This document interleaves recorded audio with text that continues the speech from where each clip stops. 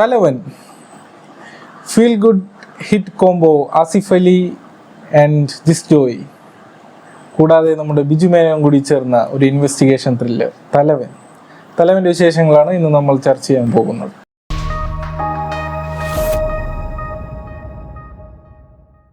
വളരെ ചുരുങ്ങിയ രീതിയിൽ ഈ പടത്തെ വിശേഷിപ്പിക്കാവുന്നത് ഒരു slow pace well scripted investigation thriller, അങ്ങനെ തന്നെയാണ് ഈ പടത്തെ വിശേഷിപ്പിക്കേണ്ടത്.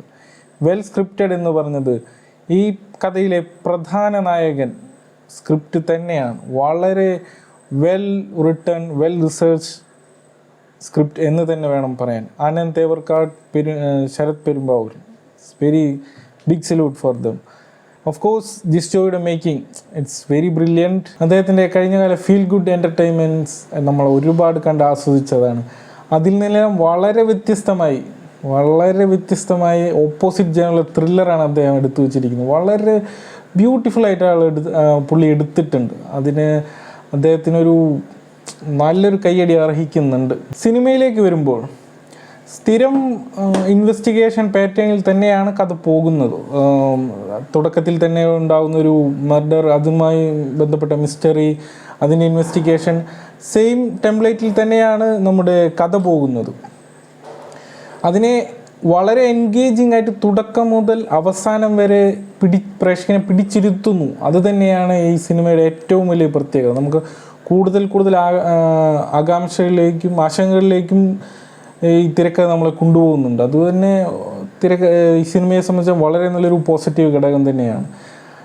കഥ ആരംഭിക്കുന്നത് നമ്മുടെ ദിലീഷ് പോത്തന അവതരിപ്പിക്കുന്ന ഒരു റിട്ടയർഡ് പോലീസ് ഓഫീസറുടെ ഡോക്യുമെൻ്ററിയിലൂടെ, അദ്ദേഹത്തിൻ്റെ എക്സ്പീരിയൻസിൽ നിന്നുള്ള ഒരു ഡോക്യുമെൻ്ററി. ആ ഡോക്യുമെൻ്ററി ഭാഗമായിട്ട് പറയുന്ന ഒരു കഥയിലൂടെയാണ് ഈ സിനിമ തുടക്കം മുതൽ ഒടുക്കം വരെ പോകുന്നത്. ദിലീഷ് പോത്തൻ്റെ ഒരു നരേഷൻ, അത് ത്രൂ ഔട്ട് പടത്തിലുടനീളം ദിലീഷ് പോത്തൻ്റെ നരേഷനിലൂടെയാണ് കഥ പോയിക്കൊണ്ടിരിക്കുന്നത്. അതുതന്നെ പ്രേക്ഷകനെ അല്പം എൻഗേജിങ് ആക്കാൻ വളരെ സഹായിച്ചിട്ടുണ്ട് എന്ന് തന്നെയാണ് നമുക്ക് കാണാൻ സാധിക്കുന്നത്. പ്രേക്ഷകനെ കുറച്ച് സംശയങ്ങളും ആകാംക്ഷയും ഇട്ടുകൊണ്ട് അവസാനിപ്പിക്കുന്ന ആദ്യ പകുതിയും, രണ്ടാം പകുതിയിലാണ് കൂടുതലും കഥയുടെ കൂടുതൽ എൻഗേജിങ് ആയിട്ടുള്ള പാർട്ടുകളിലേക്ക് രണ്ടാം പകുതിയിലാണ് പോകുന്നത്. അപ്പോൾ ആദ്യ പകുതിയേക്കാൾ രണ്ടാം പകുതി കുറച്ചും കൂടി ഇൻട്രസ്റ്റിങ്ങും എൻഗേജിങ്ങും ആയിരുന്നു. ക്ലൈമാക്സിലോട്ടൊക്കെ അടുക്കുമ്പോൾ പ്രേക്ഷകന് പ്രെഡിക്റ്റ് ചെയ്യാവുന്നതിലപ്പുറം കഥയിൽ പലതും ജിസ് ജോയ് സ്ക്രിപ്റ്റ് റൈറ്റേഴ്സും ചെയ്തു വെച്ചിട്ടുണ്ട്. നമുക്ക് സാധാരണ ഇൻവെസ്റ്റിഗേഷൻ ത്രില്ലറുകളിൽ പലതും നമുക്ക് പ്രെഡിക്റ്റ് ചെയ്യാൻ പറ്റും. കാരണം നമ്മൾ ഒരുപാട് ത്രില്ലറുകൾ കാണുന്നത് കൊണ്ട് തന്നെ നമുക്കും അസ്യൂം ചെയ്യാം ഈ കാര്യങ്ങൾ നടക്കുമെന്ന് ഒക്കെയുള്ളത് നമുക്ക് പ്രെഡിക്റ്റ് ചെയ്യാൻ പറ്റും. പക്ഷേ തലവനിൽ നമ്മൾ കുറച്ചും കൂടി പ്രെഡിക്റ്റബിൾ അല്ലാത്ത രീതിയിൽ അവർ അത് അവതരിപ്പിച്ചിട്ടുണ്ട്. ടെംപ്ലേറ്റ്സ് ഒക്കെ സെയിം ആണെന്നെങ്കിലും പലതും നമുക്ക് പ്രെഡിക്റ്റ് ചെയ്യാവുന്നതിലപ്പുറം അവർ നമുക്ക് അത് അവതരിപ്പിച്ചിട്ടുണ്ട്. അതൊരു വലിയൊരു മറ്റു ത്രില്ലറുകളിൽ നിന്നും വ്യത്യസ്തമായിട്ട് തലവനെ എനിക്ക് തോന്നിയത്, പേഴ്സണലി എനിക്ക് തോന്നിയത് ആ ഒരു ഡിഫറൻസാണ് നമുക്ക് കാണാൻ സാധിച്ചത്. പടത്തിൻ്റെ പെർഫോമൻസുകളിലേക്ക് വരുമ്പോൾ ആസിഫ് അലി ആൻഡ് ബിജു മേനോൻ കോംബോ അത് വളരെ മികച്ച രീതിയിൽ നമുക്ക് ഈ ഒരു സിനിമയിൽ കാണാൻ സാധിക്കും. മുന്നും നമ്മൾ ഈ ഒരു കോംബോ കണ്ടിട്ടുണ്ടെങ്കിൽ അതിൻ്റെ കരിക്കിൻ വെള്ളം, നമ്മുടെ വെള്ളിമുങ്ങയിൽ ആസിഫ് അലി ക്യാമിയോ റോളിലാണെങ്കിലും കോംബോ ഉണ്ടായിരുന്നു. അപ്പോൾ ആ ഒരു കോംബോ നല്ല രീതിയിൽ ജിസ് ജോയ് ഈ പടത്ത് യൂട്ടിലൈസ് ചെയ്തിട്ടുണ്ട്. കാരണം രണ്ടുപേരും എസ് ഐ ജയശങ്കർ എന്ന കഥാപാത്രത്തെ ബിജു മേനോനും എസ് ഐ കാർത്തിക് എന്ന കഥാപാത്രമായിട്ടാണ് ആസിഫ് അലിയും വരുന്നത്. ഒരു SI-CI ഒരു പ്രൊഫഷണൽ ബന്ധത്തിലാണ് ഇവർ കഥ മുന്നോട്ട് പോകുന്നത്.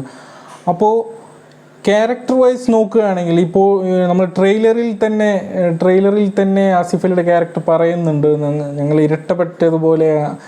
ആ ഒരു ടൈപ്പ് വളരെ പ്രൊഫഷണലി സ്ട്രിക്റ്റ് ആയിട്ടുള്ള രണ്ട് പോലീസ് ഉദ്യോഗസ്ഥർ, അവർ തമ്മിലുള്ള തുടക്കത്തിൽ നമുക്കൊരു ഈഗോ ക്ലാഷ് ഒക്കെ നമ്മൾ ഒരു ഫീൽ ചെയ്യുമെങ്കിലും ട്രെയിലറിലും നമുക്ക് അത് കാണാൻ സാധിച്ചു. പക്ഷേ കഥയിലേക്ക് കടക്കുമ്പോൾ, ഇൻവെസ്റ്റിഗേഷനിലേക്ക് കടക്കുമ്പോൾ ഈ രണ്ട് കഥാപാത്രത്തിൻ്റെയും തുല്യ പ്രാധാന്യം കൊടുത്തുകൊണ്ട് തന്നെ അത് എടുത്തു പറയേണ്ട ഒരു കേസാണ്.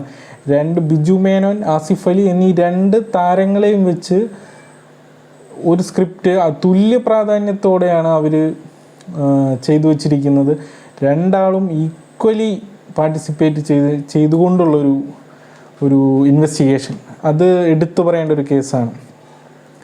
പിന്നെ ഒരു കാര്യം എനിക്ക് പറയണം എന്നുള്ളത്, മലയാളത്തിലെ നമ്മുടെ പോലീസ് വേഷങ്ങൾ, ഓഫ് കോഴ്സ് നമുക്ക് ആദ്യം തന്നെ മലയാളത്തിലൊരു പോലീസ് സുരേഷ് ഗോപി, പിന്നീട് മമ്മൂട്ടി, പിന്നെ ഈ കാലഘട്ടത്തിലേക്ക് വരുമ്പോൾ ജോജു ജോർജ്, ഷാജോൺ, ഇവരെയൊക്കെ ബിജു മേനോൻ, ഈ ഒരു ലിസ്റ്റിൽ നമുക്ക് പോലീസ് യൂണിഫോമിൽ നമുക്ക് പ്രേക്ഷകനൊരു ലുക്ക് ആൻഡ് ഫീൽ കിട്ടും. നമ്മൾ പോലീസ് യൂണിഫോമിൽ സ്ക്രീനിൽ വന്നു നിന്നാൽ നമുക്കൊരു ലുക്ക് ആൻഡ് ഫീൽ നമുക്ക് കിട്ടും, പോലീസാണ് എന്നുള്ളൊരു ഫീൽ. ആ ഒരു ലുക്ക് ആൻഡ് ഫീൽ നമുക്ക് ആസിഫ് അലിയിൽ നിന്നും ലഭിക്കും. യുവനടന്മാരിൽ പോലീസ് വേഷം കൈകാര്യം ചെയ്യാൻ ഏറ്റവും അനുയോജ്യൻ ആസിഫ് അലി തന്നെയാണെന്ന് വീണ്ടും ആസിഫ് അലി തെളിയിക്കുകയാണ്. ഇതിനു മുന്നേ നമ്മൾ ഒരുപാട് കണ്ടതാണ്. ആസിഫ് അലിയുടെ കൂമനിൽ കണ്ടു, പിന്നെ കുറ്റവും ശിക്ഷയും വളരെ നല്ല രീതിയിൽ, പടത്തെക്കുറിച്ച് പല അഭിപ്രായങ്ങളുണ്ടെങ്കിലും ആസിഫ് അലിയുടെ പോലീസ് ക്യാരക്ടർ വളരെ നല്ല രീതിയിൽ ആസിഫ് അലി പെർഫോം ചെയ്തിട്ടുണ്ടായിരുന്നു. കൂമനിലേക്ക് വരുമ്പോൾ കൂമനും എൻ്റയർലി ഡിഫറെൻ്റ് ആയിട്ടുള്ള ഒരു പോലീസ് വേഷമായിരുന്നു. അതിൽ നിന്നും വളരെ വ്യത്യസ്തമായിട്ടാണ് SI കാർത്തിക് എന്ന കഥാപാത്രമായിട്ട് ആസിഫ് അലി നമ്മുടെ തലവനിൽ വരുന്നത്. വളരെ നല്ല performance, equally Biju Menon and Asif Ali. Biju മേനോനെ സംബന്ധിച്ച് പിന്നെ പറയേ വേണ്ട, ഏത് റോളും വളരെ ഫ്ലെക്സിബിളായിട്ട് വളരെ ആപ്റ്റ് എന്ന് തോന്നുന്ന രീതിയിൽ ചെയ്യുന്ന ഒരാളാണ് ബിജു മേനോൻ. ആ ബിജു മേനോൻ്റെ പതിവ് പെർഫോമൻസ് ഇതിൽ നമുക്ക് കാണാൻ സാധിക്കും. ത്രൂ ഔട്ട് ഒരു പോലീസുകാരൻ്റെ ആറ്റിറ്റ്യൂഡ് ആൻഡ് മാനറിസംസ് ബിജു മേനോനിൽ നിന്നും കംപ്ലീറ്റ്ലി ഡോമിനേറ്റ് ചെയ്തിട്ടുണ്ട് അദ്ദേഹം. പടത്തിലെ മറ്റു സപ്പോർട്ടിങ് ക്യാരക്ടേഴ്സിലേക്ക് വരുമ്പോൾ അനുശ്രീ, അതുപോലെ തന്നെ മിയ, രണ്ടുപേരുമാണ് ഫീമെയിലായിട്ട് ക്യാരക്ടർ റോൾ ഇതിൽ ലീഡായിട്ട് ഫീമെയിൽ ലീഡ് റോൾ എന്ന് പറയുമ്പോൾ ഫീമെയിൽ സപ്പോർട്ടിങ് ക്യാരക്ടേഴ്സ് ആയിട്ടുള്ളത്. പിന്നെ ഒരുപാട് വമ്പൻ കാസ്റ്റിംഗ് എന്ന് പറയാൻ പറ്റില്ല, ചുരുക്കം നമുക്കറിയാവുന്ന ക്യാരക്ടേഴ്സ് കഥയ്ക്ക് അത്രയാണ് അനിവാര്യമുള്ളൂ. വമ്പൻ കാസ്റ്റിംഗ് എന്ന് പറയാനില്ല, എന്നാൽ വളരെ ടാലൻറ്റഡ് ആയിട്ടുള്ള ആക്ടേഴ്സ് ഇതിലുണ്ട്. അതിൽ നമുക്ക് എടുത്തു പറയേണ്ട കേസ് മെയിനായിട്ടുള്ള ആസിഫ് അലി, ബിജു മേനോൻ കഴിഞ്ഞാൽ നമ്മൾ എടുത്തു പറയേണ്ട കേസ് കോട്ടയം നസീർ, പിന്നെ മിയ, അനുശ്രീ നമ്മൾ ഓൾറെഡി പറഞ്ഞു കഴിഞ്ഞു. പിന്നെ വരുന്നതാണ് രഞ്ജിത്ത്, ഡയറക്ടർ രഞ്ജിത്ത് ഒരു സീനിൽ അഭിനയിക്കുന്നുണ്ട്. പിന്നെ നമ്മുടെ ശങ്കർ രാമകൃഷ്ണൻ അഭിനയിക്കുന്നുണ്ട്. അങ്ങനെ ഒരു ജാഫർ ഇടുക്കി ഒരു ഇൻവെസ്റ്റിഗേഷൻ ത്രില്ലർ ആണെങ്കിലും ജാഫർ ഇടുക്കിയുടെ ക്യാരക്ടർ അത്യാവശ്യം ഒരു ഇൻട്രസ്റ്റിംഗ് ആയിട്ടുള്ള ഒരു ക്യാരക്ടറാണ്. അദ്ദേഹം വരുന്ന സീനിലേക്ക് നമുക്ക് കുറച്ച് പ്രഡിക്ഷൻ പിന്നൊക്കെ ഇട്ട് തരുന്നുണ്ടെങ്കിലും കഥ മറ്റൊരു രീതിയിലേക്ക് സ്ക്രിപ്റ്റ് റൈറ്റേഴ്സും കൊണ്ടുപോയിട്ടുണ്ട്. പക്ഷെ നമുക്ക് അദ്ദേഹം കുറച്ച് പ്രഡിക്ഷൻസ് ഒക്കെ ഇട്ട് തരും. ആ സമയത്ത് നമുക്ക് ഇതൊരു ഒരു ജോണറിനായിട്ട് അത്യാവശ്യം ഡിഫറെൻ്റ് ആയിരിക്കുന്ന സീനാണെങ്കിലും നമുക്ക് ആ സമയത്ത് അതൊരു എന്താ പറയുക, ഒരു പ്രഡിക്ഷൻ തരുന്നുണ്ട്. പ്രഡിക്ഷൻ തരും നമ്മളപ്പോൾ ആ ഒരു രീതിയിലേക്ക് നമ്മൾ ചിന്തിച്ച് പോകും ആ സമയത്ത്. ജാഫർ ഇടുക്കിയും നല്ല ഒരു പെർഫോമൻസ് തന്നെയായിരുന്നു സീനിൽ കാഴ്ചവെച്ചിട്ടുണ്ടായിരുന്നത്. പിന്നെ പടത്തിലെ ബാക്ക്ഗ്രൗണ്ട് സ്കോറിനെ കുറിച്ച് പറയുകയാണെങ്കിൽ ദീപക് ദേവാണ് ബാക്ക്ഗ്രൗണ്ട് സ്കോർ ചെയ്തിരിക്കുന്നത്. സാധാരണ ത്രില്ലറുകളിൽ നമ്മൾ കണ്ടുവരുന്ന ഒരു ബാക്ക്ഗ്രൗണ്ട് മ്യൂസിക് പാറ്റേൺ ഉണ്ട്. അത്യാവശ്യം നല്ല